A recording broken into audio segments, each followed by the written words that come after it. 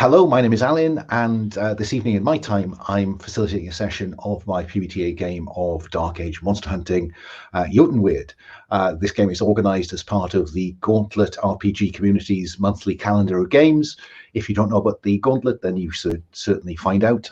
Great community offering plenty of games just like this around the indie OSR story game spectrum.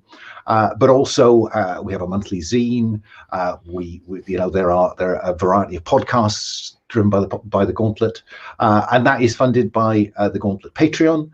So if you are interested in playing with us, I would ask you to think about the Patreon, which also gives you priority access to games like these.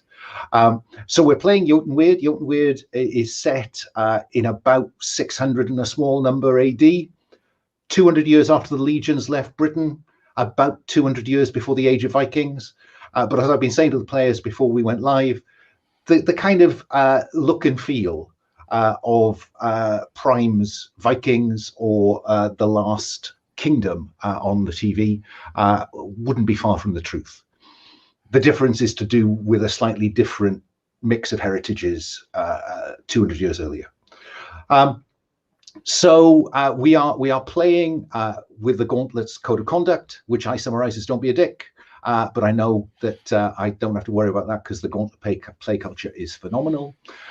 We're also playing with some safety tools because this can get a little bit, conceivably dark depending on which way you go.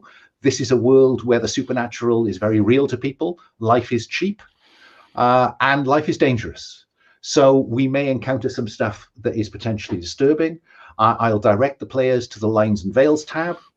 That Lines and Veils tab has my starting lines. Lines are stuff that won't crop up in the fiction. And my starting ones are written down there. They say sexual assault or violence, cannibalism as a positive. I cut and paste this from a Rich Rogers character keeper. I don't know when Rich came across the possibility of cannibalism as a positive, but it's a line in my game as well. Torture by PCs. I'm uncomfortable when PCs get into kind of torture. Death or endangerment of children. There's an implied threat to everybody in this world, but not explicit. Animal abuse, peril to pregnant women or infants. And what I'll invite the players to do is if there are other things you want to line, just put a tick in the line box and it ought to black out. And then I'll make sure I picked up on that before we start play properly. We're also playing with veils. Veils are those things that can occur in the fiction, but we will draw a veil across. Because I'm old and British, I invariably veil sex because I would simply be too embarrassed to even contemplate it. So it can happen in the fiction, but we'll draw a discrete veil across it. We also currently have veils on domestic violence and any torture. So torture of characters, we will veil. Torture by characters, we are lining. Suicide is currently a veil. Rats, drug abuse, and overdose are veiled. Given the setting, I'm not sure that's likely to come up, but good to know. Then there are two columns for ask first and interested.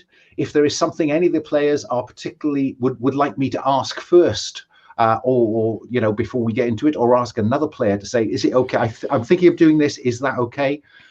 Please put a tick in the ask first column. And finally, if you're positively interested in something, then put it in there in the interested column. We're also playing with the open door.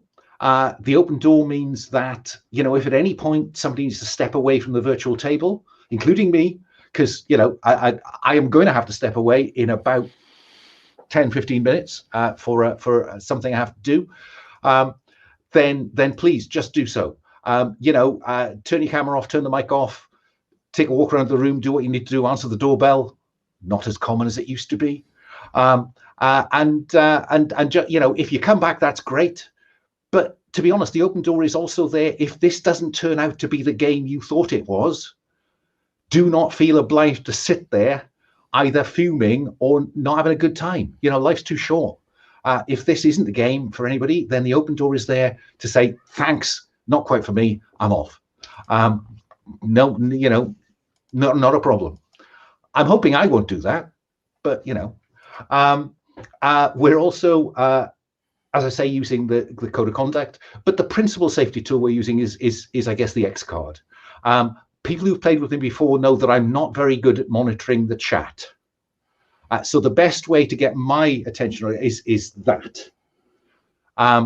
If somebody types X card into the chat and I don't appear to respond, please, if any other player sees it, then make the sign on their behalf.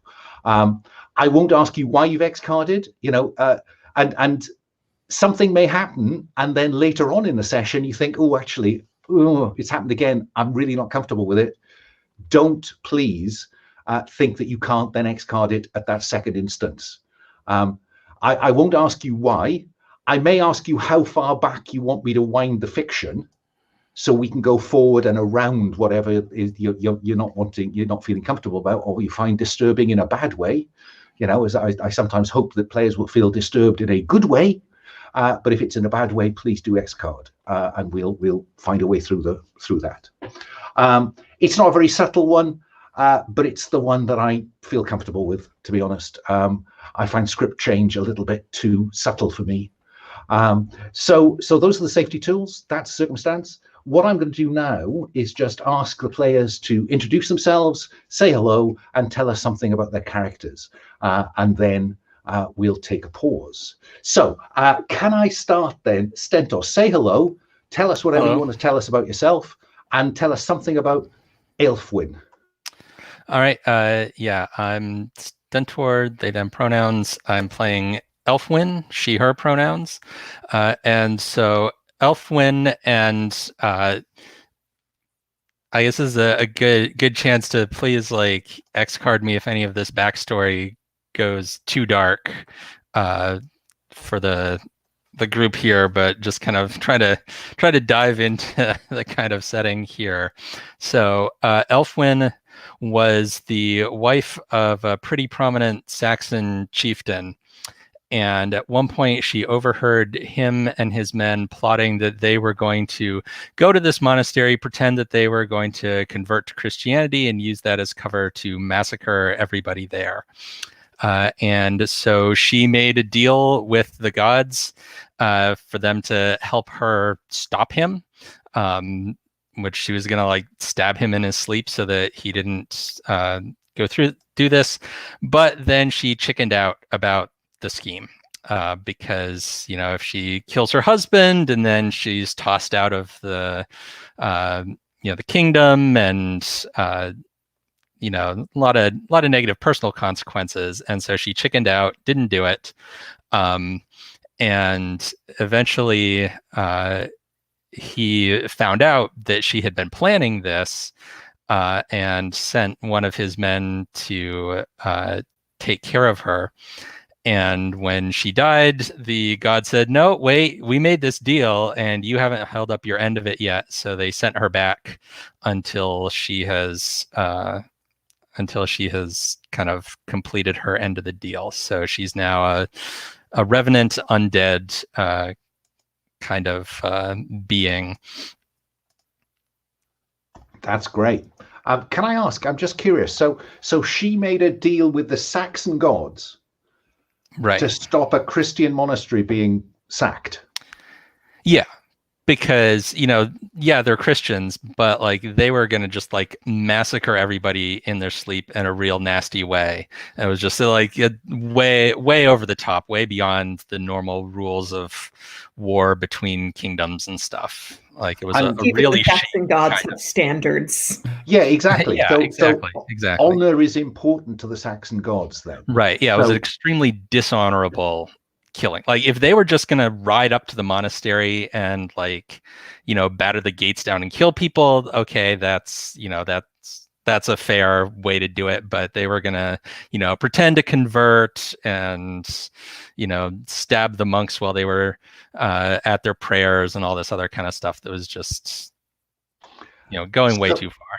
So I'm just curious, did the raid go on? Was the monastery massacred because you failed to intervene? Yes. Yep. Okay.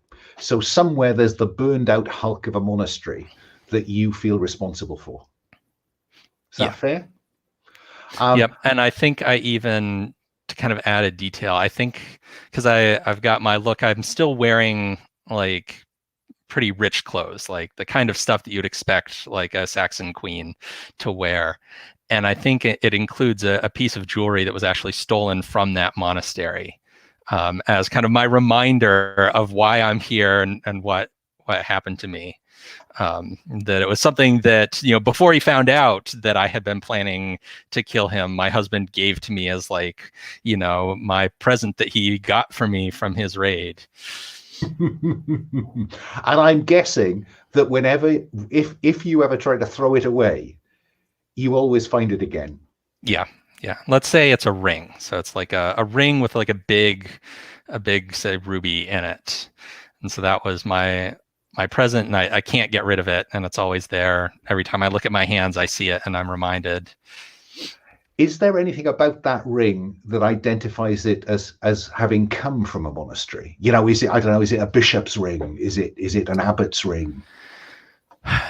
Yeah, I think it has a Bible verse in Latin written, kind of inscribed into the area, kind of, I don't know jewelry terminology, but like the area of the socket that the jewel goes in. So if someone had a close look at it's I don't remember the Bible well. It's some sort of, Prince of Peace, everyone lays down their swords kind of verse. Yeah. Swords, plowshares, all that stuff. Yeah. I mean, it could be that he who lives by the sword will die by the sword. Yeah, that sounds good. Now, because you are this supernatural creation, you are denied access to death to a degree. You carry a burden. Now, you've chosen your burden, pride. Do you want to tell me how you think that pride plays into those events, or is there a separate experience that you want to explain to us that makes pride the burden you carry? Yeah, so I think pride was the reason that I couldn't go through with it, because I was very proud of, I think that I had been born kind of on a little bit lower class and had gotten sort of raised up to be this, queen by marrying this chieftain.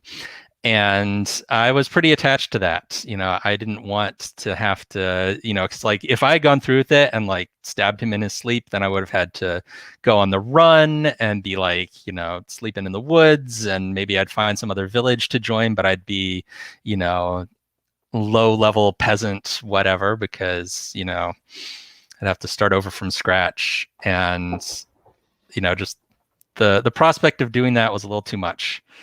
Great. I think so that's why I chickened out, and so then that kind of haunts me. One last question then about the fact that you are richly dressed. Have the gods ensured that even after you've been dragged through mud, the following day, those clothes still make it easy to spot you as from a certain social class, or can you disguise that? I think that I can disguise it if I really want to. Like I can get like a ratty old cloak and like wrap it around me or something. But I think that unless I'm really trying, I find myself like, oh, look, my clothes are nice and clean again, and I've like made sure to put on my jewelry. Like I have to think about not looking upper class. Great. And I guess your pride means that you would not wish to look anything but upper class. Right. I have to have a good reason. Like if I have like an honestly good reason, then sure, I'll do it. But like, unless I have a good reason, that's just kind of where I default to, because that's, how I want to see myself. Okay. 5 minutes till I have to run upstairs. Let me go to Leah. Leah, say hello and tell us about Ceganos Cullius. All right. Yeah, I'm Leah. I'm playing Ceganos Cullius, a priest of God.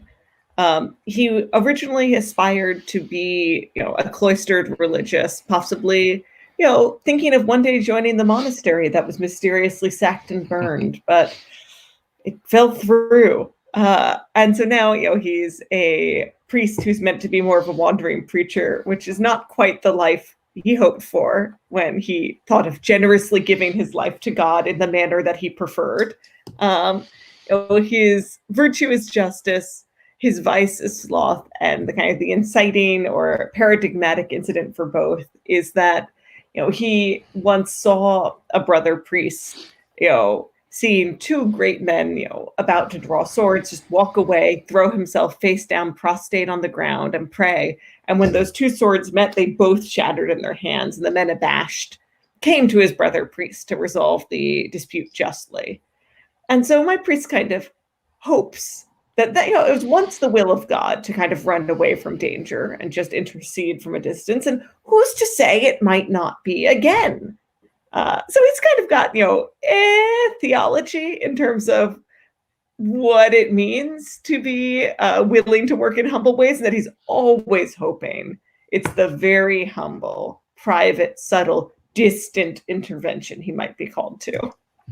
And so those looking from the outside in on this might see this as just laziness. That would be so unfair. It would be unfair. It would be even more unfair to characterize it as cowardice. Okay. So would it be interesting? Well, no, we'll come to whether it's interesting to make the monasteries that we've now heard in two of these stories the same monastery. But I'm assuming, given the kind of shape of the game, that Ceganos is a wandering. He doesn't have a parish. He's not attached to a village somewhere. No, he's just been asked to preach the word, to live humbly, and that if he does this for a period of like 3 years, they'll think about taking him in at the monastery. But he's been told to not retreat from the world without serving it more directly first. And I noticed that you've chosen as some of your playbook moves the Hand of God, which is laying on of hands, and the Peace of God, which is calming people down by talking to them.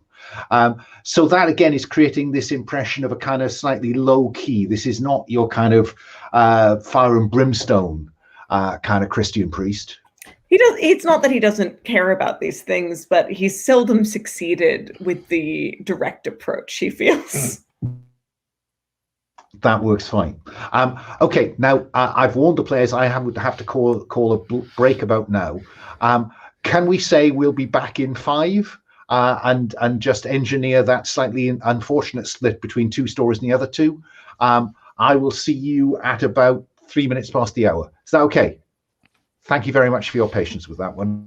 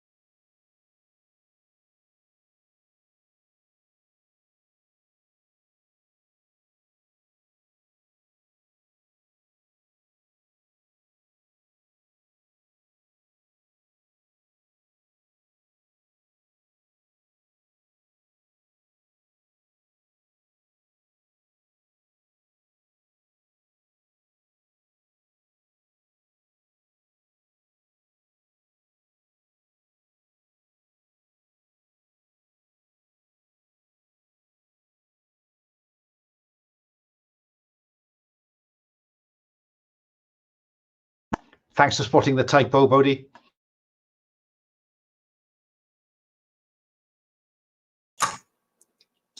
No worries. It's one of my favourite common typos, that one.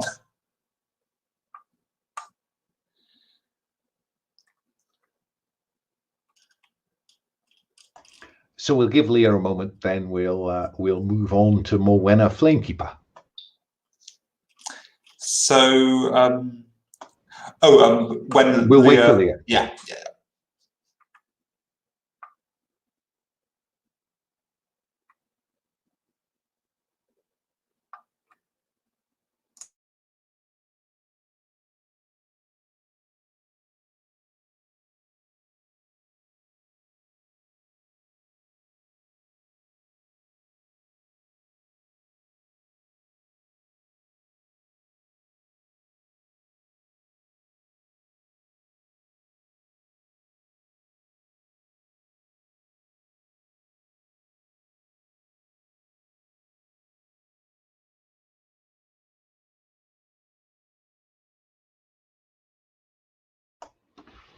Okay, and we're back in the room. Thank you for your patience with that, folks. I wouldn't normally have put a break at that point, but needs must. So let's move along. Bodhi, say hello, introduce yourself, and tell us something about Morwenna Flamekeeper. Hi, I'm Bodhi. My pronouns are they, them, and my character is Morwenna Flamekeeper, who's she, her pronouns. And Morwenna is a late middle-aged witch. For this time period would potentially be quite unusual to have her still travelling at this age. A late middle-aged Celtic woman with shadowed eyes and worn clothes. And she has flaming red hair that's now got at least as much grey and silver in it as it has red.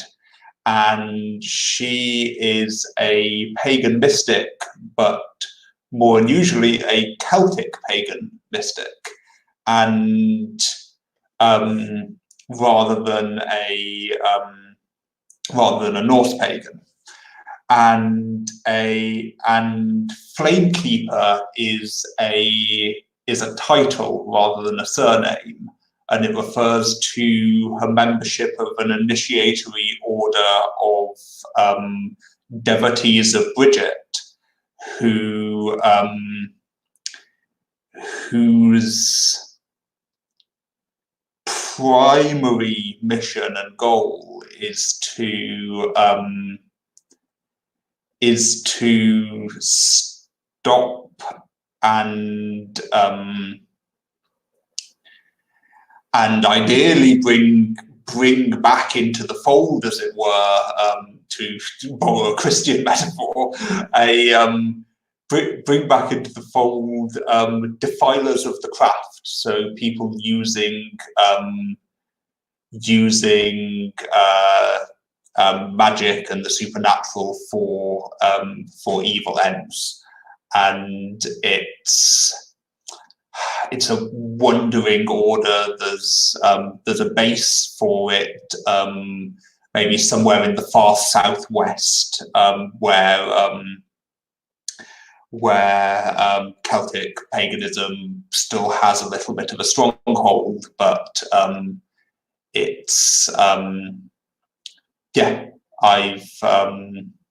Morwenna's been wandering on this mission for years, and her virtue is justice, and that started when she was a child. She was friends with the local lord's son, and we scrubbed some apples together. Sorry, I haven't quite got into always being my character as I, which I try to get into, but it takes a while.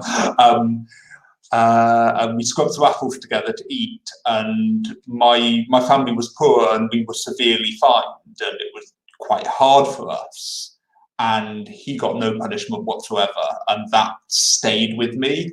And that drive towards justice is one of the things that my my mentor who trained me and initiated me saw in me, and one of the reasons that I was approached.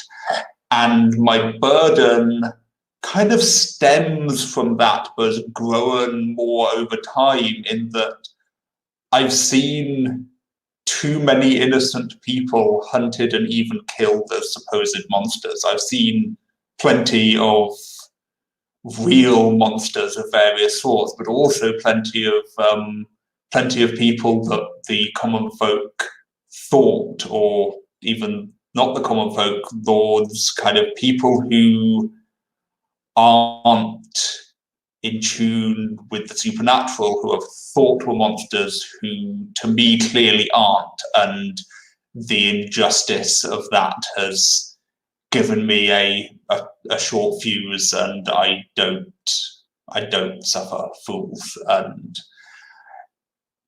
interestingly, compared to Ceganos, my faith is a much more active faith. I believe that we are the agents of the God's will on earth, and it's up to us to bring about what the gods would desire. And so potential for conflict there, I think. I'm curious. So this is about. It's not about protecting those that misuse the power of the old gods necessarily, but it seems to be about making sure that you only put an end to the right ones. Am I right? Yes, it is. I'm aware, and anyone who walks in the other world some of the time would be aware of how fine the line is that you cross over and it's difficult to return from. So I have an empathy with people who've gone over to use their power for evil, and my impulse and the impulse of my order is to bring those people back to the right if we can. But if we can't, then I believe that I have no choice other than to end the threat, to protect innocence. And presumably the reputation of the old gods. Mm-hmm. Okay, thank you for that. Okay, Kyle, say hello, introduce yourself, and tell us about Gunjar. All right, unmuted. Okay. And just help me walk through this. Okay. Well, I see Gunjar, his pronoun he, him. He is a Pict, and he is a kind of a survivalist loner character. His playbook is the Hammer of the Gods, which I chose because it centers on loss and what a character is loss, not so much because of any particular god that I was interested in. But I think as a Pict, his culture would have worshipped the old gods, like the culture he comes from. But because this flood, when he was, I'm gonna say like a boy, like maybe probably like 13 years old, I'm gonna say, because anyway, that young, destroyed his settlement, separated him, like probably killed most of his clan. And then the ones who are left, he doesn't know whether he doesn't know whether his brothers and sisters are alive or dead. So he's had this happen to him at a young age, and he has lost faith in his gods. And you tell me if that mechanically is a problem as I kind of go on. Mechanically, it's not a problem at all. If he chooses not to relate to the gods, then he'll be working under a bit of a burden. But that's entirely up to you. Okay, I'm okay with that. I just want to make sure I'm not throwing a wrench into the game here. But well, look. okay, yes. So about this flood. So the flood just takes out the settlement. Is he carried away, so he doesn't know what survived the yes. settlement, or is it the other way around? Does he survive and the flood and the settlement's just gone? I would say he is carried away. I think a lot of people are killed or carried away, and because they don't have like Google Maps, he just became lost and learned to fend for himself. Like, and he's a fisherman, and so he has a spear, but it's a fishing spear, so it's just as much as a tool as it could be a weapon, but its primary purpose is a tool for fishing. So what I'm imagining in the montage, the start of this pilot episode, which begins to show us something of the past of these characters, what I'm seeing is the flood hitting, and then we cut to him, on a beach. We don't know where. He doesn't know where. There are bodies around demonstrating that a lot of the settlement is gone, but he doesn't find any of his particular relatives there. Yeah. Yeah. Yes. Okay. So what would those that you have lost want you to do? Oh, sorry, can I ask how much time has passed? Is he still a youth? Oh, good question. I imagined him at this point. Maybe he's I'm always trying to remember that in this, maybe in this culture, adulthood might come on faster, right? So I think he's probably like, I'm gonna say like he could be anywhere from 19 to 23, but he looks older. Like he's very lean. Solid. Yeah. So he's been on his own for 5-6 years, getting by as best he can. What does he think that the ones that he lost, either because he can't find them or they're not there to be found, what would they want Gunjar to do?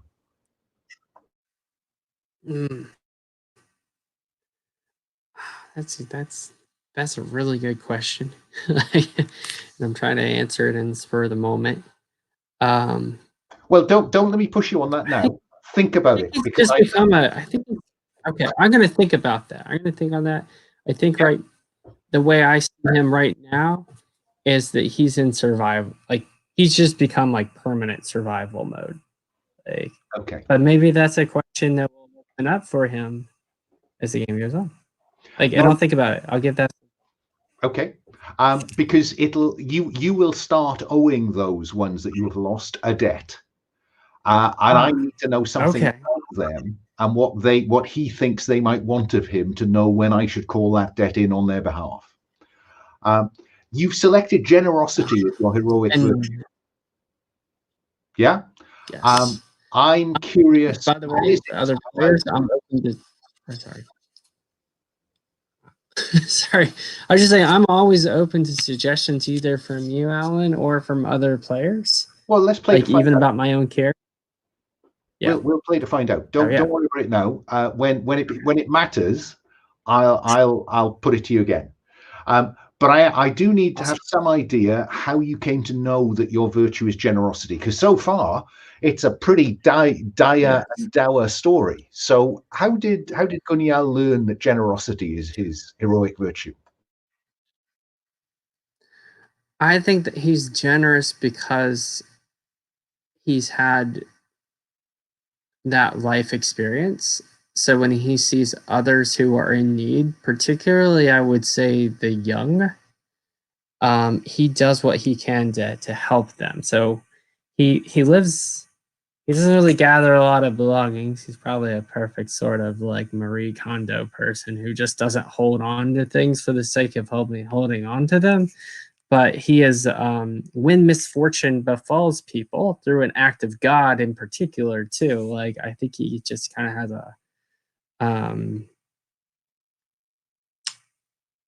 it's it's important to him Okay. to help other people survive, especially people that have been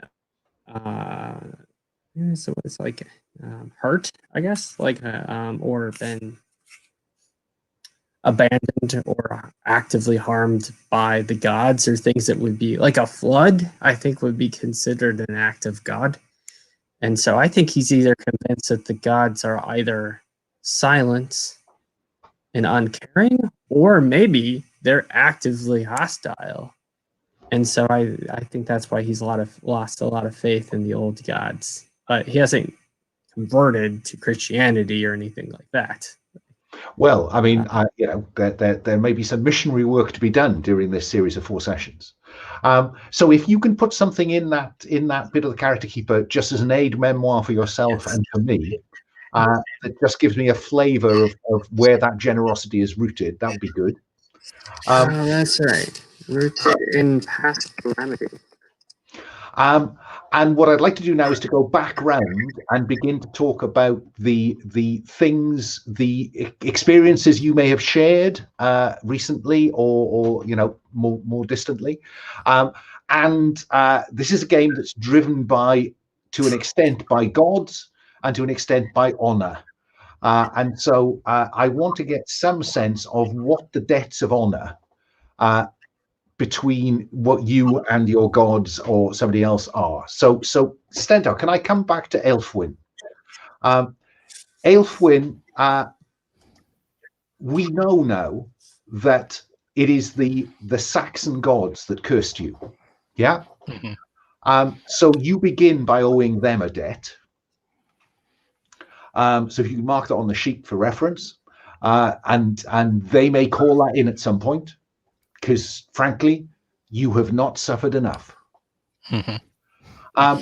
But then have a look at your character sheet, the playbook, and tell me, is there one of those debts of honor that you would like to have in play? Kyle, could I ask you to mute, please?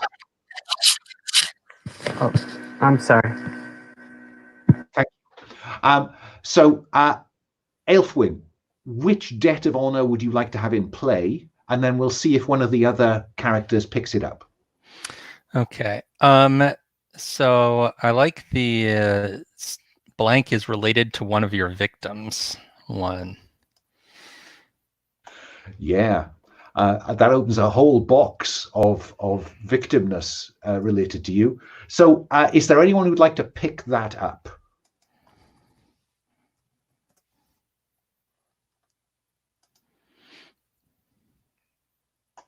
No takers for wanting to be related to a victim? I mean, I think I've kind of hinted that I'm related, at least in friendship, to people who were victims of your choice not to stab your husband. But I'm happy to leave that just as fictional positioning, or take it explicitly as a debt of honor here, if someone else wants to jump in. No one rushed.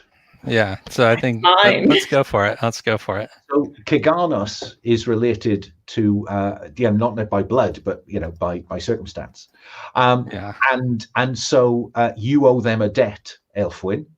And I'm taking it, Ceganos, that we are using that monastery, the massacred monastery, as the nature of that relationship. Fine.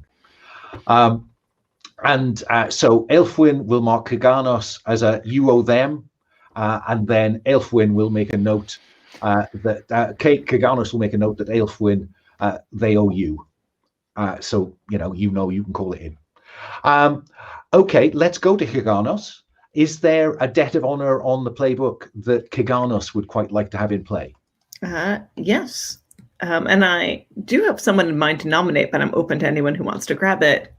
Blank is an abomination, and yet you value them. Ask them why you don't destroy them and owe them. Would I be wildly off the page if I suggested Morwenna is yeah? That's what I was thinking. Yeah, especially since we both are justice people here, I feel like. Fine. So Morwenna is an abomination. Morwenna, why doesn't the priest of God simply put an end to you? I think that that maybe we've crossed each other's paths kind of as we kind of crisscross back and forth across the region, kind of plying our respective missions. And I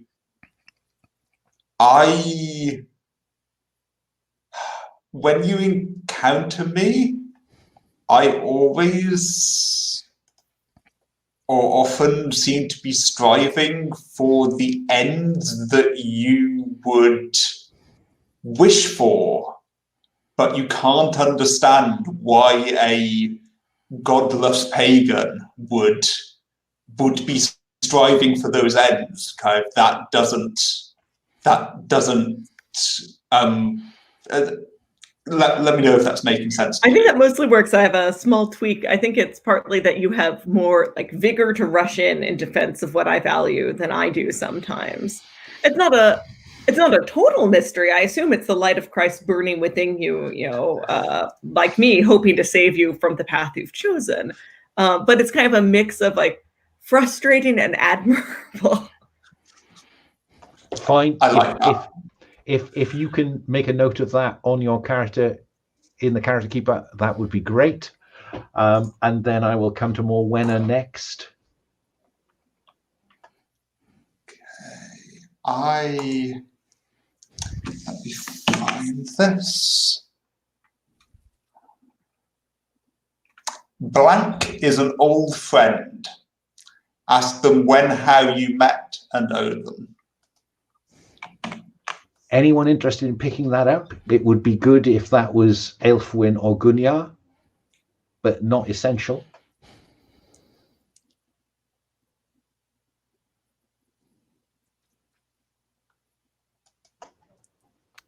No takers? I can pick it up. I'm not sure. I don't have a good idea just yet about what the story to it is, but I'm willing to pick it up and see if we can work something out. That would be fine. That would be fine. Okay, so we're old friends. Old in this context needn't be decades, of course. Right. Because your curse, Aelfwynn, dates from the relatively recent past. So this is years away, not decades away, isn't it? Yeah. Given the connection with Ceganos. Okay. Yeah. I have a suggestion or an idea. Yeah, go for it. Connected with the story of my virtue. Maybe it wasn't the local lord's son. Maybe it was the local lord's daughter. Maybe that was you. Oh no, you're coming for a humble background. No, that doesn't work. No, doesn't nice try. Give it some thought as we play, Aelfwynn, Yeah. And we'll fill it in as we go. Or when you need a bit of fictional positioning, Shazam. Okay. Fine. Gunjar, is there a debt of honor you would like to have in play? And if so, which one is it?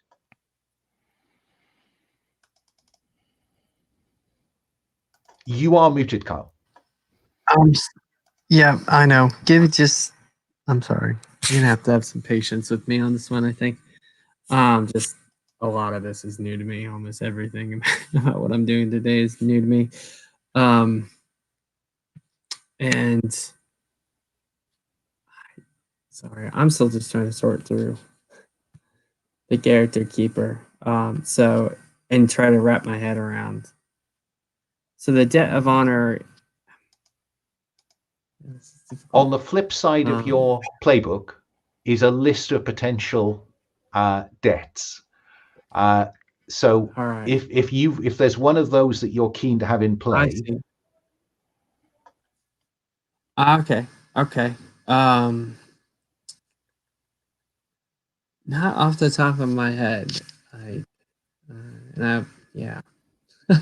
Not, but I'm again, like you may just have to give me a little bit of a push start if you have any ideas or if the other players have any ideas, because my brain is at like full capacity right now. Well then, let me read them out to people and see if anybody wants to pick them up. Yeah. Where are you? There you are. Okay. Yep. So the possibles are so-and-so helped you on your path to revenge. Ask them how and owe them. The other one is so-and-so once stood between you and your revenge to save you from a greater evil. Oh, I think we have someone wanting to pick that one up. It says, so therefore it would be Ceganos once stood between you and your revenge to save you from a greater evil. Ask them what happened and owe them. So, Ceganos, how did you stand between Gunjar and his revenge? Depending on what the revenge is, I'm wondering if you might have been, taking advantage of hospitality and then betraying it, which also sounds a bit like it's what, I'm just looking at people's names, Aelfwynn's husband did, right? But if we'd entered a home together on a hunt and you were going to kill the people in the home, I think following my character's non-direct approach to solving problems, managed to knock something into the fire, and then eventually there was mostly a fire rather than a home. But I took this on myself, rather than let you seek revenge, and it caused enough commotion it was impossible to carry it out secretly. I think the important thing here is for Gunjar to be clear about what is the object of your revenge. Based on what you've said so far, it's almost like the gods are the focus of your revenge, that you hold them responsible and they somehow must pay. Is that fair? Yeah, I think if there's a revenge, that's probably what it would be. Because it kind of caught me off guard there for a second. I was like, oh yeah, I'm supposed to be thinking about some kind of revenge, but in this case, it's an act of God. I was trying to make something that was less cliche. I was trying to think of trying to make my character not cliche. I don't think this sounds like just a cliche to me. One option might be not what you were saying, but I mean, yeah. I guess my train of thought was originally I was like, oh yeah, maybe his village is burned down by the kind of thing you see in so many of movies in this setting where the barbarians come through or some rival tribe comes through and burns down your village. And that was my immediate thought. And then I thought about it more and I was like, well, that's so cliche. What if it's a fishing village and there's a flood? And so it's not so much about a human thing, this is because that's just such a, to me, it just, and I was like, what if it's a flood? And then it's an act of God and there's no one to blame but the gods. I feel like that leaves kind of priests and servants of the gods as possible targets sometimes, especially if they, preach the wisdom of the river spirits or anything. Well, hang on then. So I think we're beginning to define the focus of any revenge Gunjar feels as being the gods who caused this act. And so is it possible that Gunjar was going to kill a priest when Ceganos intervened? Yeah, if it was a priest of the old gods, yeah, I don't think it would make sense if it was any other religion or other competing gods. Is it possible we could get two deaths out of one event here? Is it conceivable that Morwenna was at risk of being murdered by Gunjar when Ceganos stepped up? Yeah? I'm very happy to be at risk of being murdered by Gunjar in the past. Because we have a nice triangle going there then that says, well, Ceganos, we know, kind of values Morwenna for reasons that he can't quite explain. And maybe convinced Gunjar that not all priests of the old gods are the same. Does that I think that mostly works for me. But I think it might be kind of a mix of actively and clumsily interfering with the circumstances that led to the murder and then trying to do a talk down afterwards. Fine. So I think what that means, Kyle, for you is if you're happy to go with those, then in that section of the character keeper, under character, you would put Ceganos, and the debt of honor is they stopped you murdering Morwenna. Owe them a debt. You owe them. And then I think we're also saying, well, we could be saying that there is a debt that you all owe Morwenna for misjudging her. How does that seem?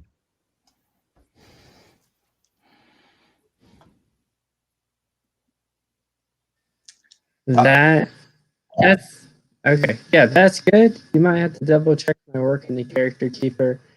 Make sure I get that correct. But I like that because it ties my. Because I was like, the most difficulty I was having was trying to I was like, how am I going to tie this character into the other characters? So I'm okay with. I'm okay with that. Yeah. Nothing like a bit of not murder to help bring a group of friends together.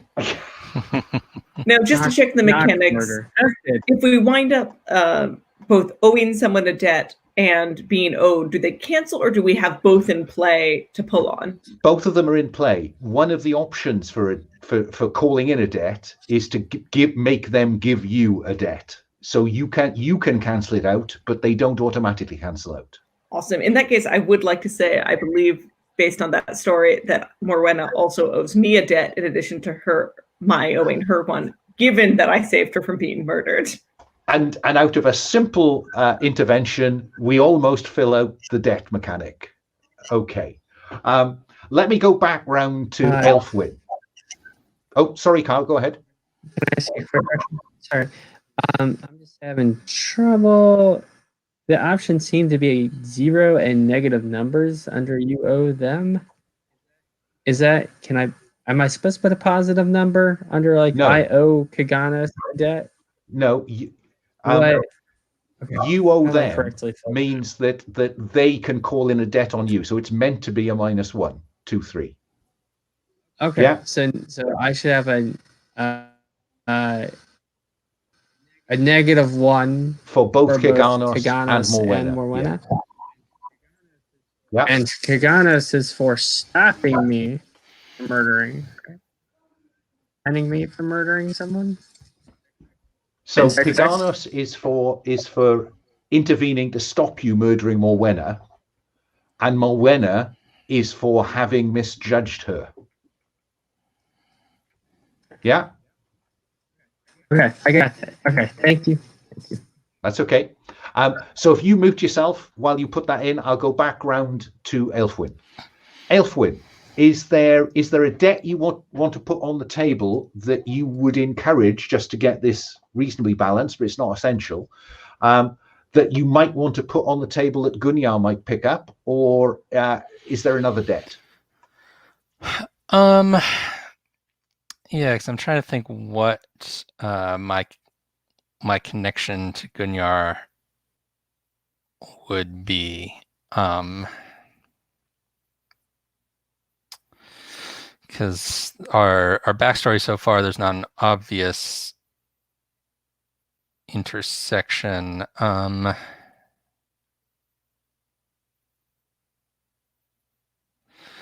mean, one of my options here is blank convinced you not to kill them because of their value. And maybe we could make something out of that. And just as you're thinking about this, I'm kind of assuming this isn't our first mission together, so it doesn't have to be our long ago backstory. It can be, oh, that time we dealt with a werewolf. Absolutely. Yeah, that's true. That sucked. Right. Apparently, I have to be stopped for killing things a lot. Look, in fairness, we mostly come together to kill things. It's only a couple things we really don't want you to kill. Yeah. I mean, there's also one here, blank tried to slay you but didn't. So if you want to have attempted to murder 2 out of the party here. Yeah, I wasn't really originally envisioning this guy as murderous, but so. Maybe that's just where the chips are falling. I mean, heads up. you will get experience at the end of the session if you initiate violence as a solution, and if you land a killing blow on a foe.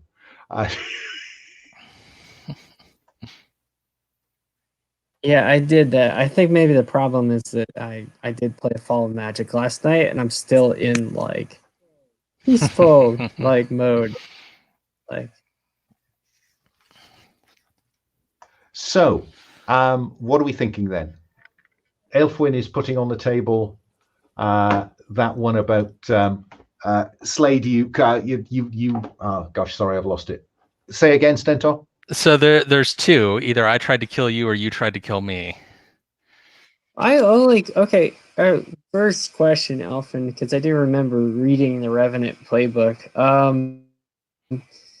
Can you be killed, or when you are killed, you just come back? Maybe I did kill you, and remind me of how your character. How you your character.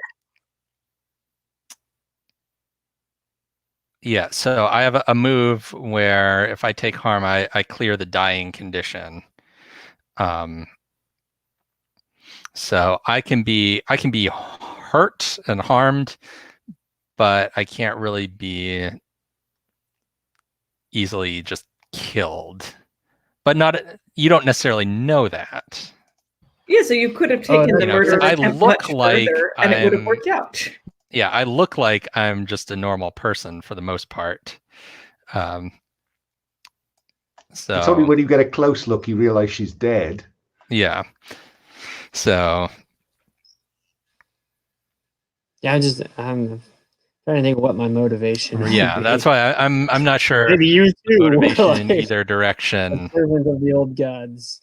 So I don't have a lot of. Maybe I mean, we could paint Gunjar stuff. I'm probably not, but we could paint Gunjar slightly less darkly if he saved Aelfwynn from a monster.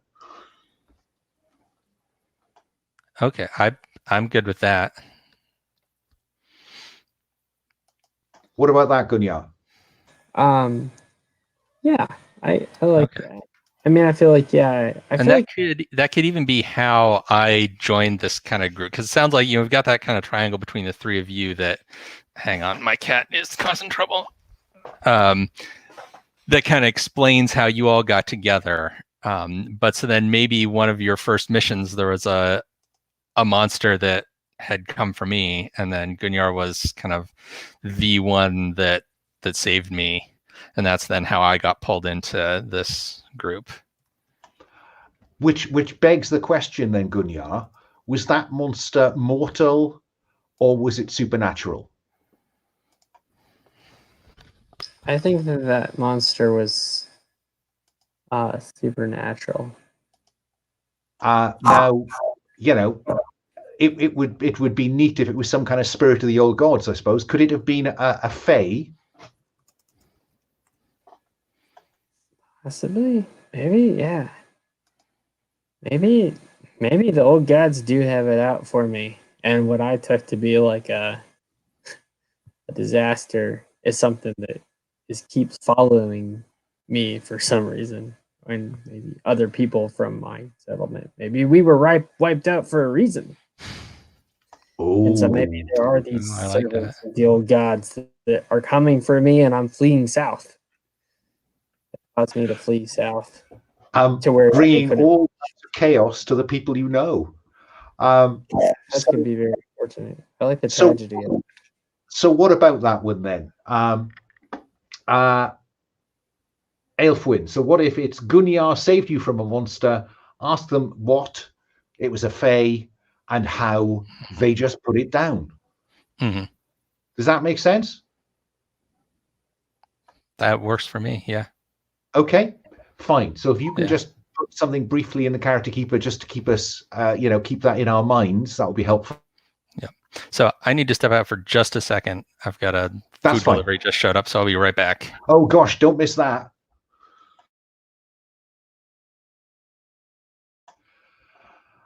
So moving along, Ceganos, you now have a bond with Aelfwynn, Morwenna, and Gunjar. I think that's a good starting place. Yeah. Aelfwynn, Morwenna, you have bonds with Aelfwynn, Ceganos, and Cullius. That seems a decent set. Gunjar, do you want to try to generate a connection to Aelfwynn? I'd love to. Man, I really.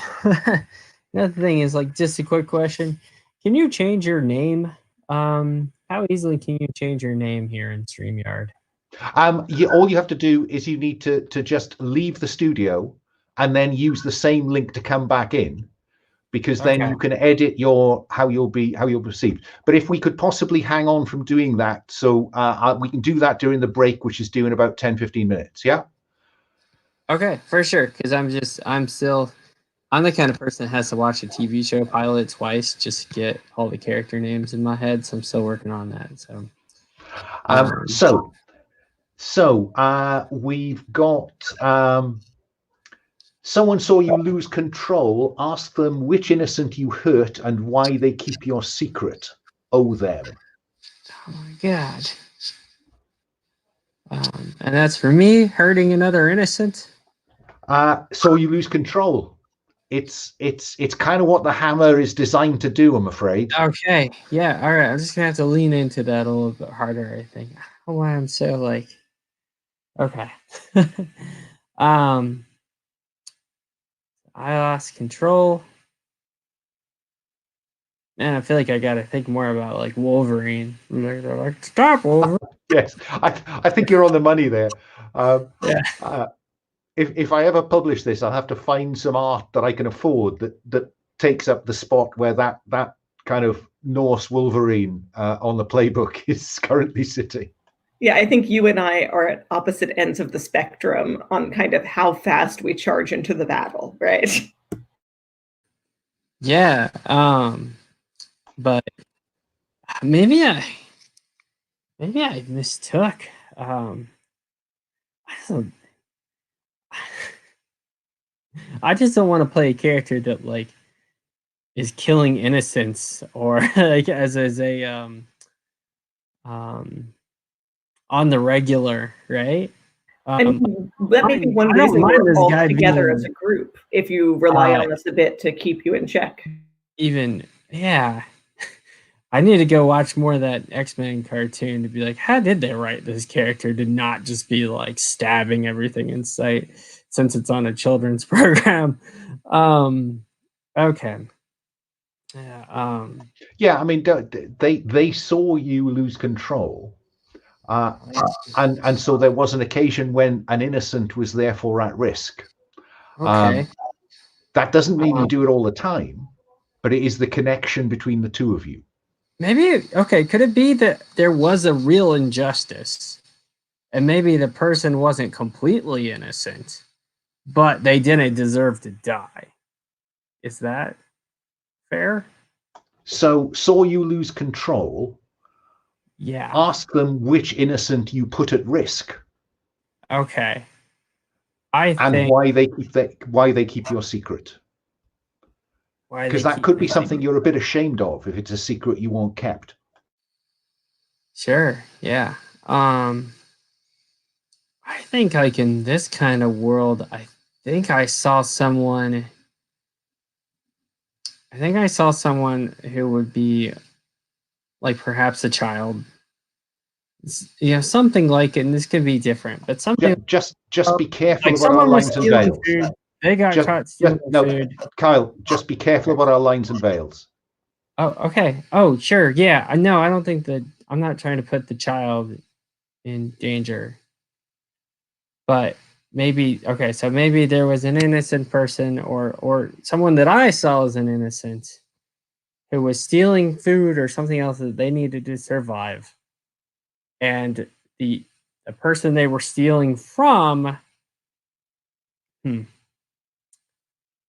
okay, maybe so it can't be a child. Okay, so maybe it's just not even maybe it's just like a peasant, right? A peasant stealing food in a settlement where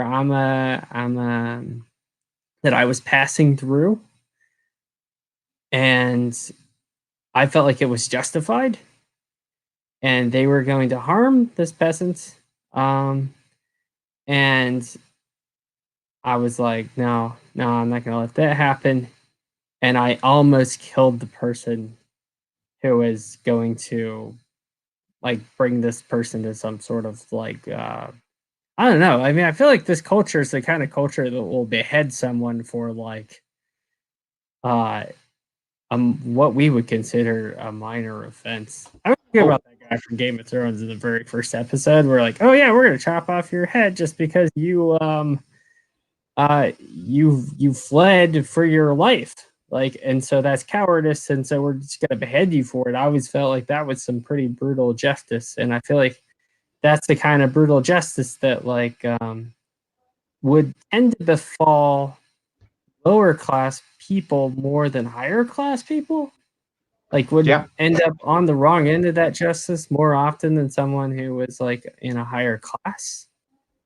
And so Aelfwynn, where we've got to, I think, is what we're proposing is that Aelfwynn saw Gunjar lose control, and that you saved some, perhaps not very nice, but generally innocent stallholder who Gunjar was gonna kill because the stallholder was going after some poor, starving peasant who stole an apple. Does that work? Okay. So is this like how we first met kind of thing, or is this a while we're? I think this is an event in your past. Okay. Whether it is tightly related to the event we've described where you almost got foot down. I mean, the way we're writing my character, this might really be something I do like all the time. Like Wolverine, just be like, I can't believe he would go that far. Yeah, so it could be when we first met, but it could have been yesterday. Okay. Well, so the Gunjar was going to go too far in paying this person back for something they'd done, and I stepped in to be like, let's not kill them over this. Okay, that works. Got enough to be working with there? Yeah, that works for me. Okay. So I think that means that everyone has a relationship with everybody else. Unless that's great. So fine. Then I tell you what, would now be a good time to take 5 minutes and then we'll come back and start playing. Yeah. So I need to get a hot drink. So shall we back here on the hour? Fine. I'll see you on the hour.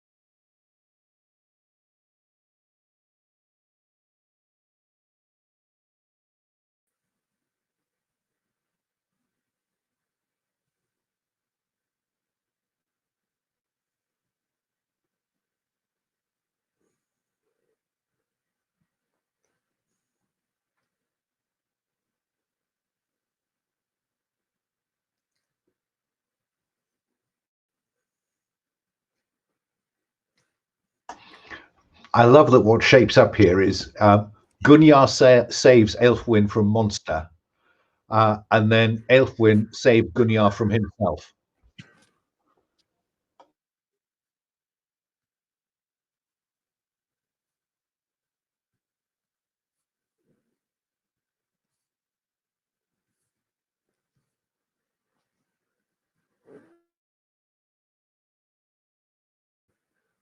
I'm the monster, it turns out.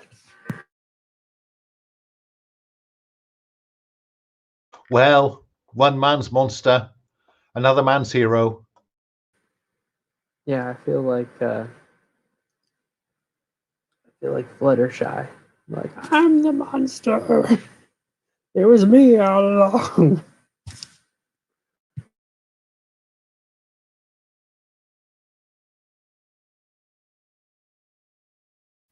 There's a monster at the end of this epic poem.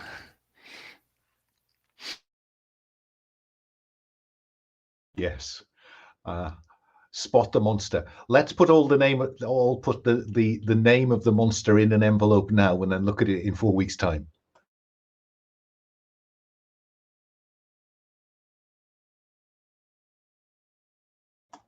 We'll give Leah a minute before we start playing properly, but what I think I'm going to do is I think we've got sufficient links between the characters. I was thinking that we might do a couple of just paired scenes, but I think we've got a pretty firm idea of how these characters relate already, given that quite detailed background.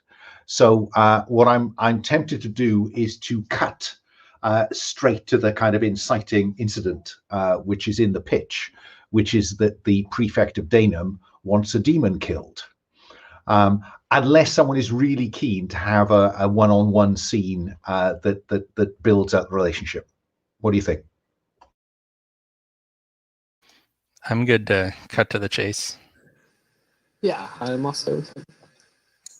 Yep, good by me. Okay. Well, Leah will join us when she can. Let's then cut to Danum. Danum was once a significant Roman legionary fortress. There's still quite a lot of stone structure, but the settlement itself is away from those stone structures for the most part. The locals are suspicious of those ruins because it's impossible that they were built by ordinary people. They must have been supernatural or giants or something to have built using those large blocks of stone. And so the settlement itself is, as most settlements at this time are, is largely wood, wattle and daub structured. But Danum is, you all know Danum is a reasonably, it manages to maintain, oh dear, everybody's going. I better shut up. Oh, sorry, I was looking at the kitchen clock, which I realize is not accurate. It was 4 o'clock in my kitchen, I'll tell you that. Kitchen time is important time. So no, Leo, I was just saying that we're going to cut to the chase. We're going to cut to your arrival at Danum. And I was just describing Danum as, like most settlements of the time, is a wood, wattle and thatch settlement with a significant kind of wooden palisade wall around it. The settlement is not within the bounds of the old Roman legionary fort, which is largely fallen into ruin. Kyle, can I ask you to mute again, please? Because I think we're getting some just picking up background noise. Thank you. Yeah, sorry. Yeah. And I guess that as you approach, you've learned that the prefect is offering a significant gift to someone who will kill a demon for him. And I guess that for various reasons, all of you have an interest in this.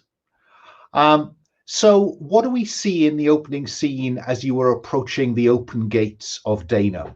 Can I start with Aelfwynn? Aelfwynn, what indicates to you that Danum is a reasonably prosperous settlement?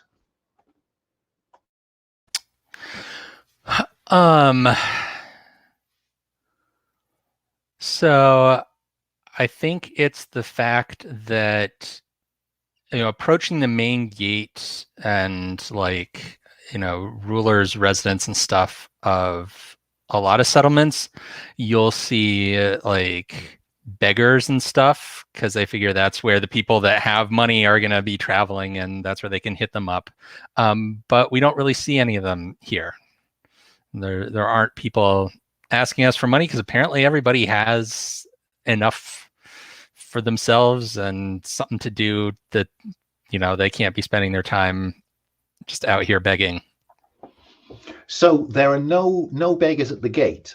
Ceganos, as you make your way through the settlement towards the Prefect's Hall, the largest building, which you'll see on the far side of the settlement, what else do you notice that suggests that this is a peaceful, largely peaceful settlement?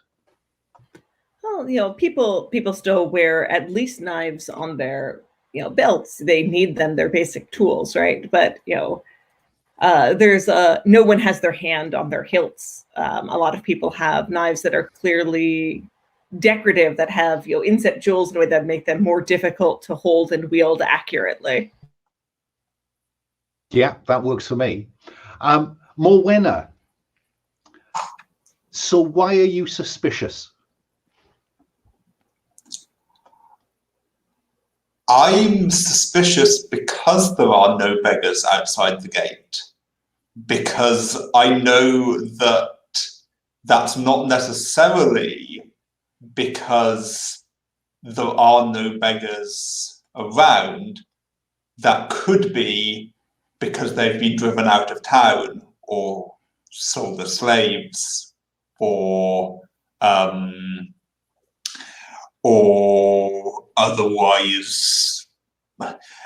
otherwise being done away with by the rich grandees of the town who don't want them cluttering up their fancy streets. I like that. Gunjar, why do you feel at all threatened here? Because we've heard that there are no peasants, people aren't obviously and dangerously aggressive looking. What do you identify as the threat here, Gunjar? Well, I'm pretty much a peasant, so if there are no other peasants, that's probably a warning sign, right off the bat. I guess, okay, I gotta say, another thing that I notice is that there are no, it's still a city, but there are no wildlife around at all, no birds in the sky. I don't notice any stray cats or dogs, and I think that actually stands out as rather queer. It's quiet, too quiet. And so as you approach the hall of the Prefect, I think I've put a picture of the Prefect in the Places and Faces tab, Gaius Marius Argentum. Who's going to be your spokesperson as you approach? Who's going to get you through the doors? I feel like I think it's me at any rate, and it's up to the rest of the party whether they agree. Yeah, because I think it's me, because I'm the highest kind of class ranking out of all of us here. So I have this image of the two of us both trying to go through the door at the same time. Given that Ceganos operates under a burden of sloth, I think it is quite likely that Aelfwynn will get through the door first. Yeah, it's clear I'm trying, but I believe in you, Aelfwynn. I kind of elbow you out of the way. There is a guard, a door ward, who sees you coming, and he looks you up and down, and he nods politely to Aelfwynn, recognizing her social status is above his. And he looks rather more suspiciously, I think, at Gunjar, and then doesn't know, I think, quite what to make of Morwenna. Whereas Ceganos, is it obvious Ceganos is a priest? And if so, what will people notice that makes it that obvious? I think it's that, he doesn't carry any weapon besides a normal, getting through the day knife. He has a staff, he can defend himself, but he walks with an expectation that's not always merited of being unmolested by virtue of his station, and that confidence does roll off him. Is he tonsured? I can't remember. Let's go with yes. Okay. So he's recognizable to this door ward as a priest of God, and he says to Aelfwynn, "Lady, your man must leave his weapons here," gesturing at Gunjar. And yeah, so because I think I have a weapon as well, and so I think this is protocol for any lord's hall. So yeah, so I turn to Gunjar and say, "Do as he says," and I'm putting my sword down. They have wherever they keep visitors' weapons and stuff. There is a bench at the back of the hall where you were expected to leave your weapons, because the rules of hospitality mean that if you enter without the intent to do harm, then you will be welcomed as though you genuinely do not intend to do harm. Gunjar, how do you feel about putting your weapons there? I feel fine about putting my throwing axe and my my other hand axe down. I think I might feel less fine about my fishing spear, just because it can be a walking stick, it can be a fishing spear, it can be a tool. Also, it is I have this favored weapon, so he probably, I don't know if it's a hill I'm not going to die on right now, though. So, yeah, I'm going to reluctantly set everything down. Okay, and the rules of hospitality means that they are entirely safe, as entirely as any entirely can be. And so this is a dark, smoky hall, quite a high-pitched thatched roof. A large fire pit burns in the middle. For all, I think Aelfwynn will recognize this, for all the kind of pretension of defining himself as the Prefect, an old Roman term of Danum, this looks to Aelfwynn just like any other warlord. And I think there is the Prefect of Danum. So for all his pretensions, this is the hall of a warlord who holds what he holds through strength.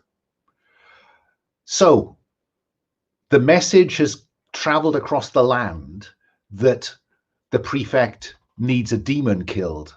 Aelfwynn, what do you do?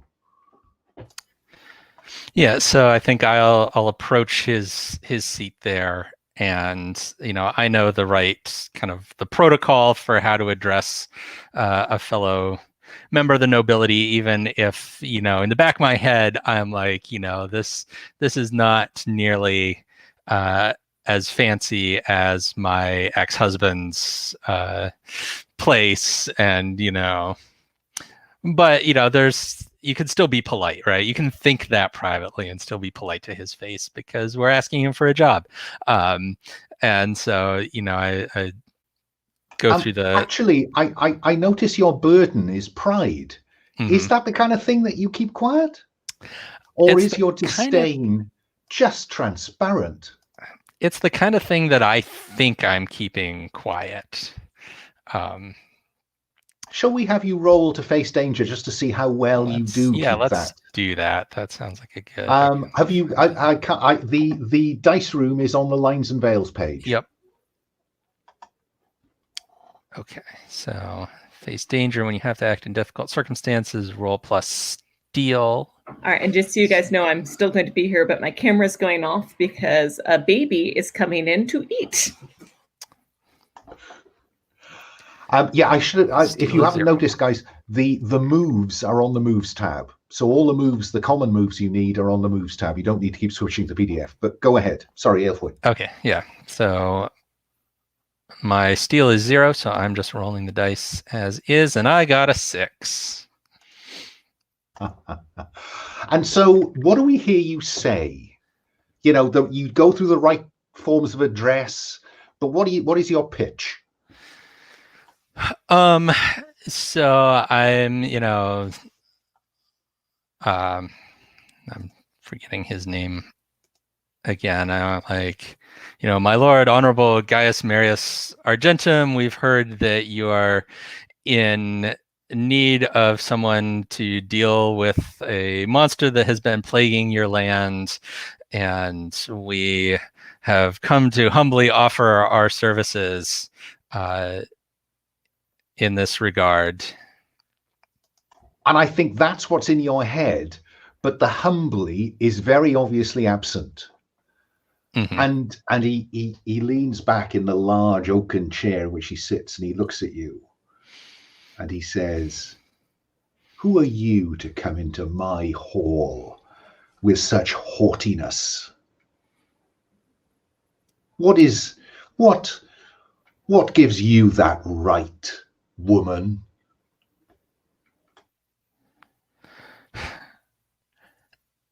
And so I think I'm kind of rise to his bait a little bit here. And so I can't cite my my actual class standing, my husband and stuff, because that's in the past. So I think I start rattling off some of the monsters that we've killed. I'm like, well, we are the ones that killed, the werewolf of whatchamacallit, and start naming some of our past conquests.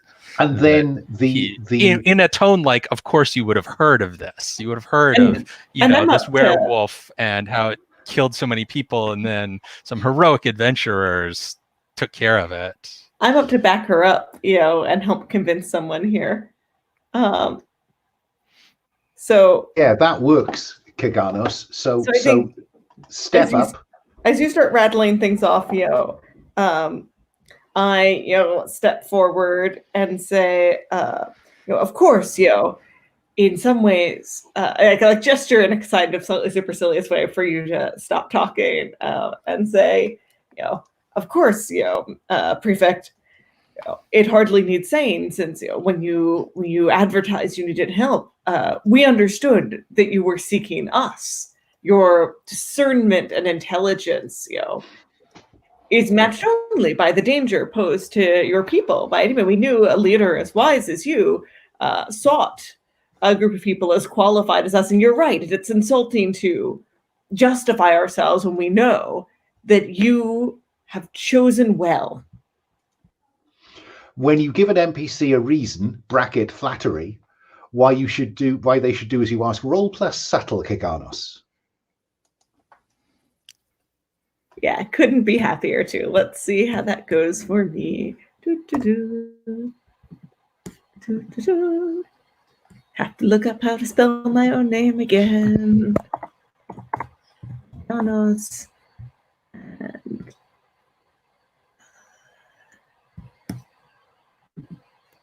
that would be a 7 by the skin of my teeth. A very close run thing. And so it looks like that the leader of his mercenary guards was about to intervene at the haughty presumption of this Saxon woman, but the priest has spoken up, and so I think that the prefect says to, I just love that background noise. The prefect says to Ceganos, I have heard of you, priest. But give me some proof of your capacities. Words are just empty air until they are backed with acts. Which of you will demonstrate your strength against Martulio here, who leads my men? I look at Gunjar. Yes, more than happy. Martulio. What kind of silly name is that? Oh, so it's like that, is it? Then Martulio eyes you, and we know you're a relatively young man. I don't get the sense that you are muscle bound. And so he looks you up and down as if to say, and he looks at the prefect and says, "Yeah, seriously? Come, Martulio, teach him a lesson. Let us see whether they have whether there is anything that backs up these claims." And so Martulio will drop his shield, put the spear to one side, and just strip off his top, so he's ready to fight you. It wouldn't be appropriate for blood to be drawn. It is kind of one fall or a submission, Gunjar. Is that how you see this?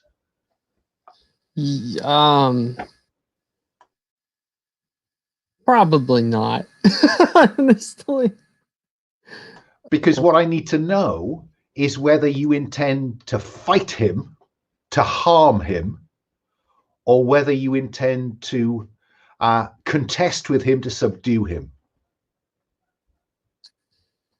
I don't intend to kill him, but maybe I do intend to leave him with some sort of reminder, maybe even a permanent reminder of this. And I feel like how I would want to approach this is maybe I want to let him get in a few good swings, and I want to sort of test, and maybe even to the point where he thinks that he's winning, but really I'm just sizing him up, seeing how hard he can really hit before I really... Okay, so I think a ring forms with the retainers of the prefect and the rest of you in front of this seat of power, and this kind of wrestling come anything goes kind of fight begins to kick off, and clearly the home side is cheering because they see Martulio. You know, he punches you in the kidneys. He throws you to the ground. He's clearly winning. I'm thinking of Gunjar, that Brad Pitt scene from Snatch. And then, Gunjar, you roll 2d6 plus savage to see just how bad this beating could get or not.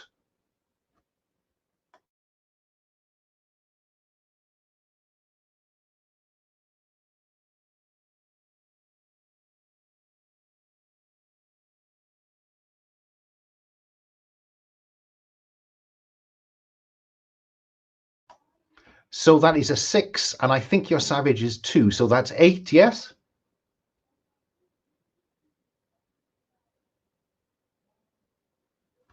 You're muted, Carl.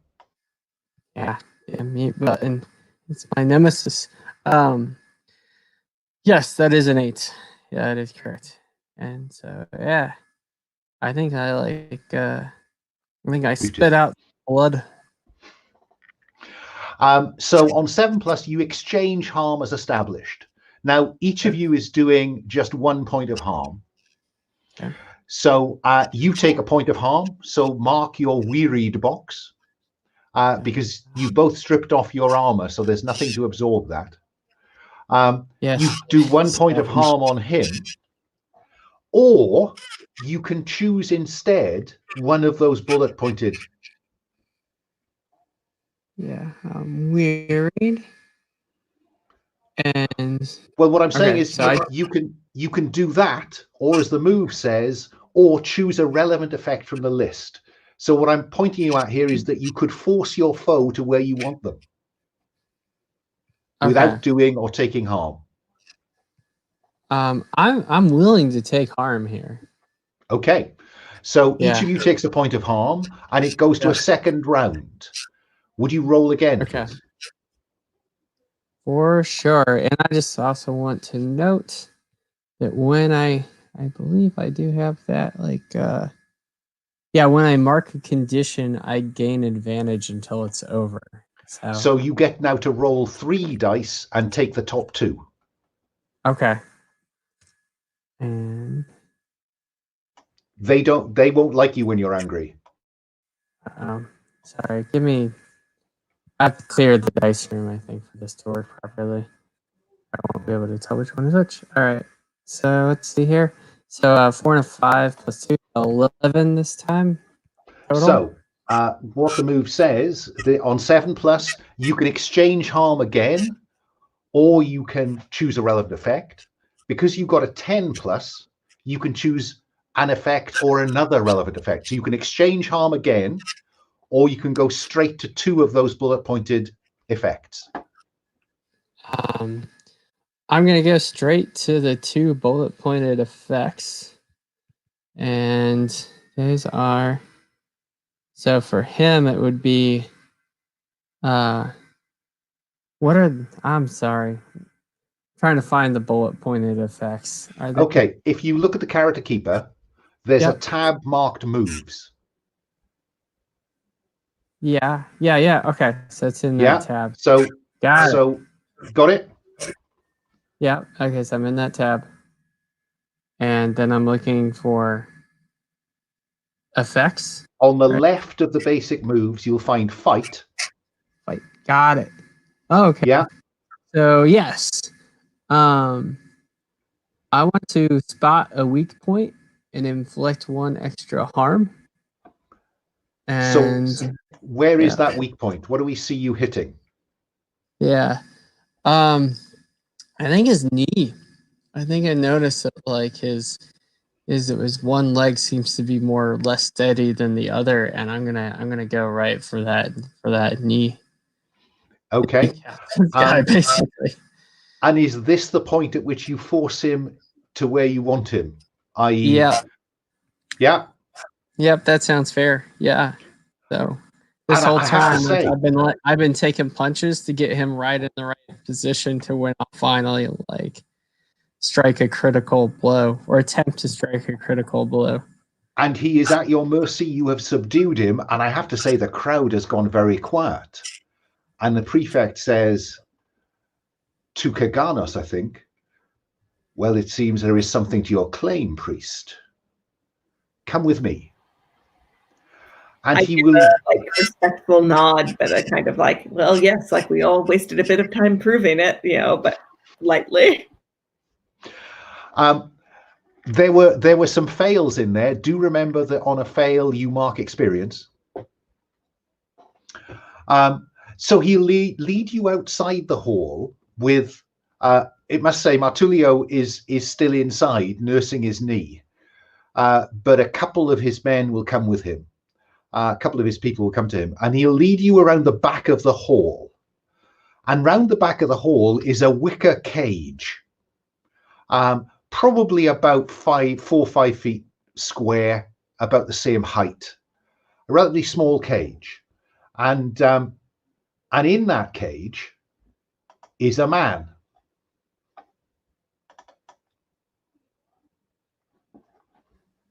Do you want me to fight this man as well?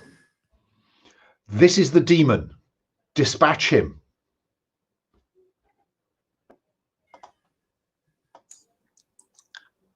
I step forward at this point, if I may. Of course. And I say, and I am angered at this point by this hall's collective presumption, by the way they do things, by the fact that we had to prove ourselves by violence when we came in good faith. And I say, kind of in a hard tone, we will see what we have here. and then I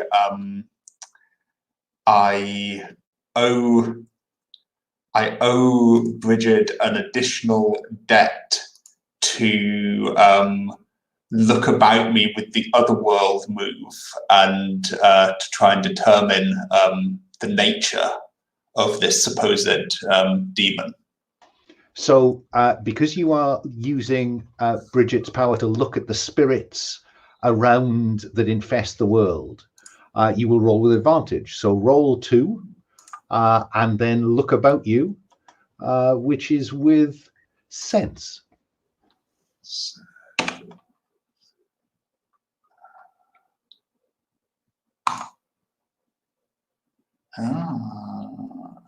You might have to pick a different color dice. Yes. Which, yes. I will go for silver. 3d6.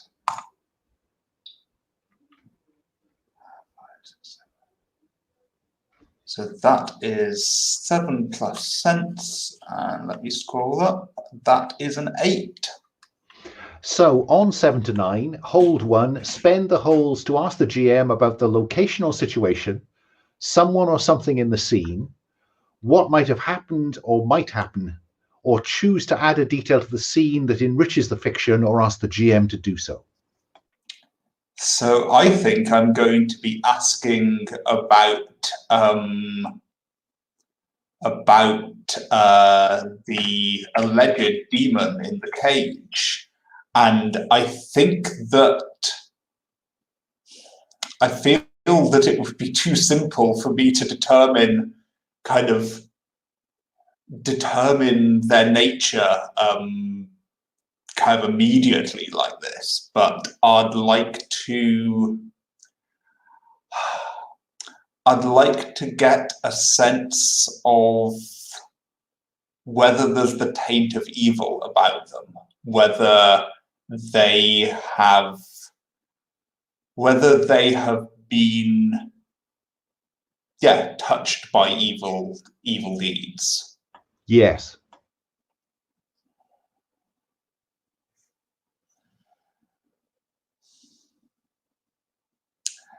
And I'm slightly mollified by this because I was half expecting to kind of look and find another innocent falsely accused of whatever harms befallen the town. Let me ask, Morwenna, we have a special effects budget. So when you look into the other world to see this thing, what do we actually see on screen? I think that we see the world around kind of darken and sounds get muffled. The torches that are lighting kind of flare, and it's clear from the way the camera is framed that this is a vision rather than something that everyone can see. And I see a dark, oily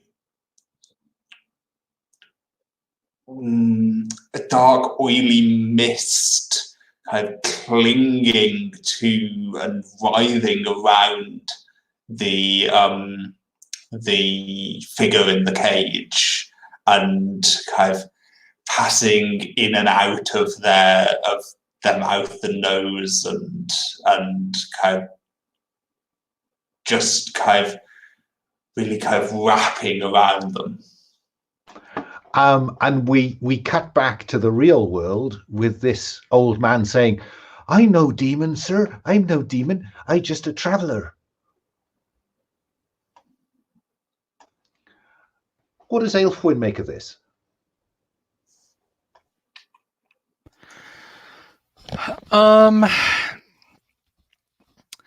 So I think in the course of our adventures, I've learned to trust Morwenna's visions and things, that they're usually you know, if not 100% accurate, at least giving us better guidance than what we would have assumed otherwise. Because I think it's obvious to the audience from the look on Morwenna's face that that this is not just a helpless old man. Ceganos, what do you make of this? Well, I think I'm torn because I can see, a reaction from Morwenna, but it's not obvious to me what, if anything, is going on. I'm just looking over. Can I try talking to this man in a quiet voice, using the peace of God to try and understand what's going on here? You certainly can.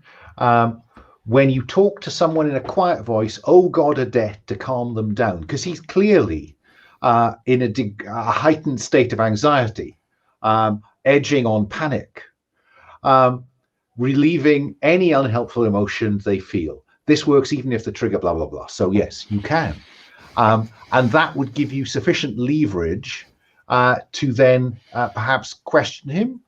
Yeah, I think that's what I'm leaning towards then. So I'm going to get close enough to the cage that it puts me in danger of getting grabbed as a sign of trust and helpfulness, and say, my son, and I'm much younger than this guy, but I say it with a genuine degree of love in my voice, like, my son, I know you are imprisoned, I know you are restrained, but there is no prison outside our bodies that can pose us more peril than the prisons we make for ourselves inside our souls when we choose to do wrong. I am here, I can forgive you, and I can deliver you from the truly dangerous prison you have built yourself, but you must tell us the truth of what has happened to you. So are you angling there for look about you, to learn something about him or the scene, or are you angling to convince him to tell you something? I'm angling to convince him to speak more freely to us, even about things that might embarrass him or implicate him. Well, I think you have the fictional positioning to make that work, so roll plus subtle. All right.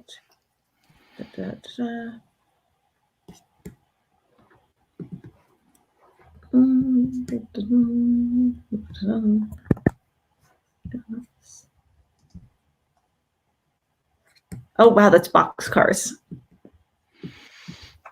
In truth, God is with you. On 12 plus, they agree, are in awe of you, and they owe you a debt of honor. So let's put demon in commas at this point. The demon owes you a debt. And he first recoils from you, thinking that you're going to hurt him, perhaps. But then you can't. As your voice washes over him, he seems to relax, and he looks at you, and he says, "Brother, help me then. Help me."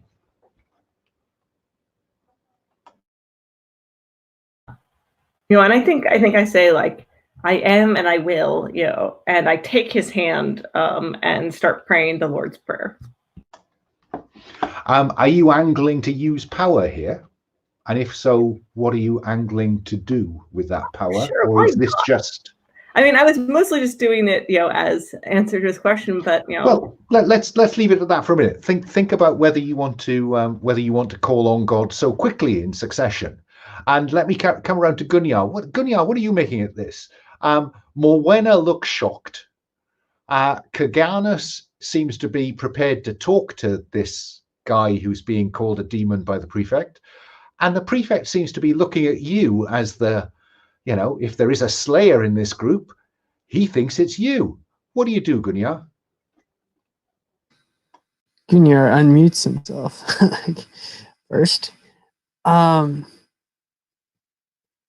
think that Gunjar at this point wants very little to do with this situation. While the man in the cage might be impressed by what Trump's I just don't want Ceganos has to say. I think I'm sort of quietly unimpressed. Like, kind of, and be like, I'm gonna say, well, he's clearly just a man. This is no demon. It's clearly just a man, and a man in a cage. In a cage, there's a real cage made of iron. And I think that's when you think about your lost family and the evil that gods have done. And demons are just gods in different wrapping. They are creatures of the old gods or fallen angels of the new god. You could reduce the debt that you owe those you have lost by simply killing him. What do you do, Gunjar? And that's what the prefect asks. I said, well, I could. Now, you can refuse that debt, and it will just go up to 2. You don't have to listen to the voices in your head, so to speak. I'm going to choose maybe not to listen to those voices, because it seems to me, I would think that of all the demons that I appear to be just a man. Would you increase the debt? I'm no mystic. Would you increase the debt that you owe to those you have lost from 1 to 2, please? Yes. And maybe they'll ask again later. Morwenna, you saw this. We, the audience, and everyone else is inferring something from the look on your face. What, if anything, do you say now that Ceganos is holding the old man's hand and praying with him, or at least praying for him? I turn to how many of the prefect and his retinue have followed I'd have us? thought there's half a dozen of them. You know, his senior hangers on. I would turn to them and say that if we merely kill this demon, then I spout something about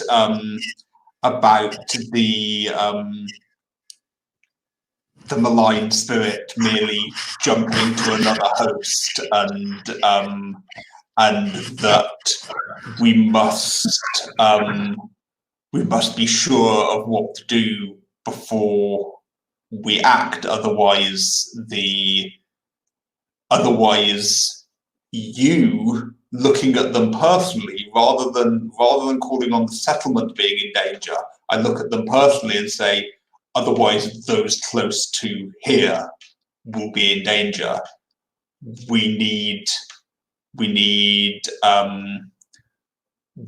to be alone to make a determination. So I'm trying to convince them to leave. I think that they will leave one guard. Mm-hmm. You'll need to actively convince them to all go away, because you could let it out. So are you content to have one guard remain?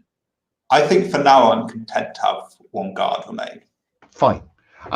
And so you could have a conversation, a whispered conversation about this if you want to. So what do we see happen? That's what I do, and say I've seen something disturbing. There is evil about this man, but I do not know whether it is of the man or whether it has befallen the man. And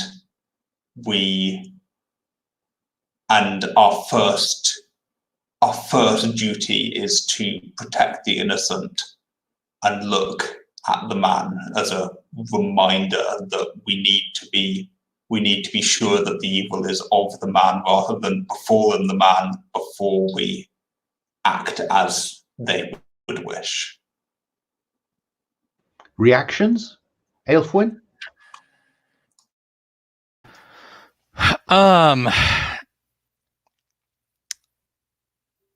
See, I think this is, as much as I'm the only supernatural member of our party, I think I feel like I'm a little out of my depth in spiritual things as compared to some of my companions in terms of their knowledge and understanding of what's going on. And so I think I'm just going to ask, so if killing the man would just release the spirit, how do we kill the spirit? So I don't think a sword can do that. Ceganos, you're nodding along. Yeah, I am both in, me the player, and I think the character as well, and says, yes, the man must be preserved, but his sin and this oppression must be burned out of him. And I think now is when I want to try and use power here. Okay. So what it says is, when you invoke it, roll plus soul minus the debt you currently owe to your god. Which is only 1 at the moment. So, your soul is 2, I think, isn't it? Mm-hmm. Yeah, so it's rolling at a +1. I think my goal is I'm going to clasp his hand with both hands and then pray. And then, let's see. I think I'm going to just take out my own knife and lay it in the ground and kind of move from holding his hands to holding his hand with one hand and laying my hand on the knife. And I'm trying to draw the malign spirit out of him into an object, which, seems to be something I could do, since summon a creature spirit curse into a person object place for the rest of the scene is one of the things that might work. So, or banish the creature spirit curse from a person object place for the rest of this scene. So yeah, that I think either of those, some combination of those. I think I'm going to pull it into the knife in the hopes that this allows us to destroy it in some way. Well, I'm going to try anyway. Of course. I rolled a 4. Well, you get to mark experience, which is never a bad thing. So on a 6-, your plea for aid is refused. Who knows why? And the GM says what happens. And that, I think, is the point at which the old man bites your hand. Yeah. And I think that is a good cliffhanger on which to wrap up this session. Yeah. So what I'd like to do is a quick dreams and wishes. Stars and wishes, just so I've got some idea what you think went well today and where you want to go next time. So we've got a bit of time, so I will try not to keep you over, but can I start with Stentor? Would you like to tell me if there are any dreams, any stars you'd like to pass about? Yeah, I think stars to everybody for the phase where we figured out the connections and dynamics among all of our characters, because there was a moment where I was like, we're totally different characters from totally different backgrounds, and we don't have even the so you meet in a tavern kind of thing to throw us together into an adventure. But I think we all did a really good job of figuring out why we're together and what's the dynamics within our little group are. So stars to everyone for all of your contributions to that. Yeah, I'd agree. I think it can be time consuming, but I think it's time well spent if it gets a sense at the start of a group that have something at stake. Moving along, Leah, any stars?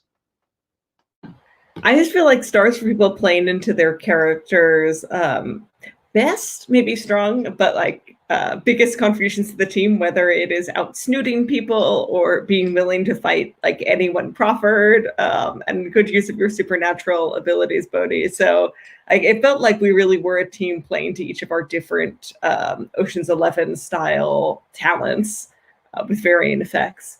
I think my big wish is, and it sounds like I'm going to get it, like a bit more direct conflict, us being on the back foot. So here we go. Yeah, absolutely. I should have asked Stentor, any wishes? I think my wish is for more opportunities to make things worse for everyone. So I liked that my first role was that fail, and it was my own pride that did me in. So I'd love to see more opportunities where I'm put on the spot to make some mistakes that make our lives interesting. Well, I deliberately avoided your seeming human move because I didn't want to throw too much at you at once. But we'll start next time with what that guard thinks of you, I think, and whether, in fact, you continue to look quite as human as you've started. As we go back round then to Bodhi, stars? So for me, the thing which I really enjoyed is how everything was so tense right from the start. How it's clearly a place that you, Alan, brought in, that it was uncomfortable for us for various reasons, and how everyone as players leaned into that kind of that tension, and yeah, that's the start for me. And good. Yeah, no, I mean, you all gave me plenty to work with there in terms of what's nice about this place and what's worrying about this place. Sorry, and a wish? And a wish is, I'm a very visual person, and I found myself getting a bit lost in all the bonds in terms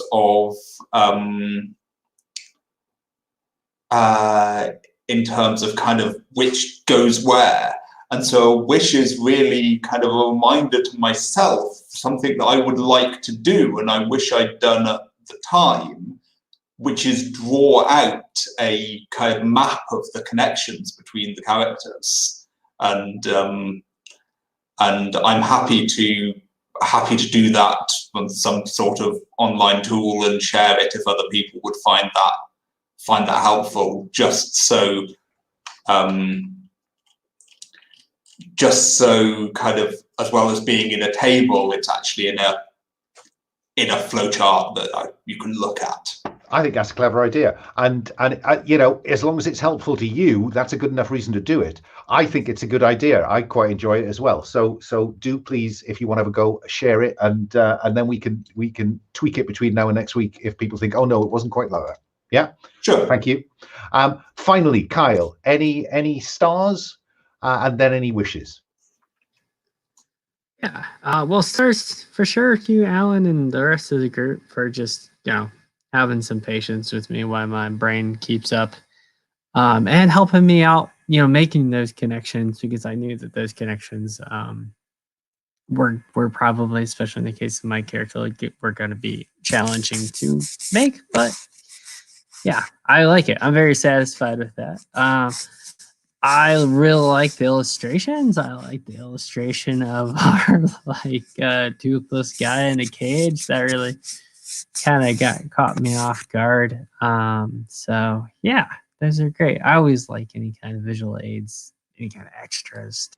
I don't do this often, but a shout out to Richard Lushek, whose illustrations for Harnworld I am plagiarizing for personal use, but I know Richard won't mind. There's the shout out, Richard. I think my wishes, I guess, immediately where my mind is running is, I kind of want to see what if we can get out of this castle, and maybe we end up taking this guy with us. Maybe we don't. Maybe somebody loses a chunk of their hand. I don't know. But Yeah, I like this this idea of the prefect being more of an antagonist than an ally. I like that idea. I don't know where you got that idea from. No, I fine. I will endeavour to do all of that. I just want to offer a general star around. Thank you for leaning into the setting. I think that you did a good job of embodying that setting in your individual characters, which is always easier for me because then I can just work off it. No, I had a good time. So thank you for that. We will be back same time, same back channel this time next week. Anything that comes up, put it in the Hangouts chat, which I'll keep going. But now, wave goodbye to the internet because I will end the broadcast. Bye, internet.